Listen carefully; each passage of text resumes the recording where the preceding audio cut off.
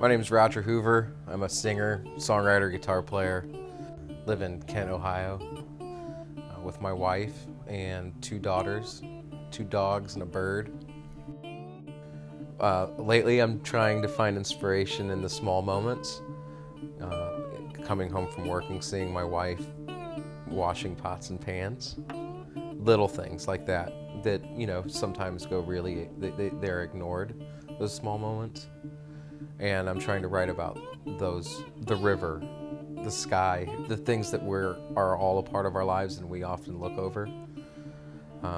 Trying to find inspiration there and write songs about them.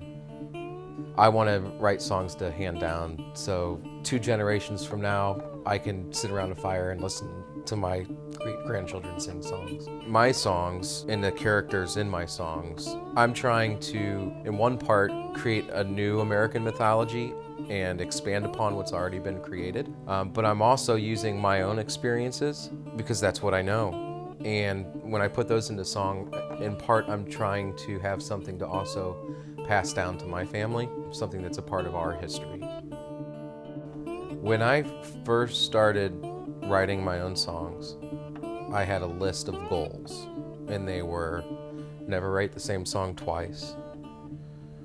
I wanted to inspire younger songwriters. Nowhere on there did I write down that I wanted to be famous or make a lot of money. For me, it was always about telling a story and about having something to pass down to my family.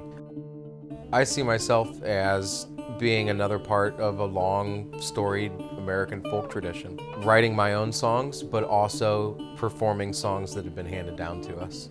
I see myself as preserving the strong American tradition of folk music.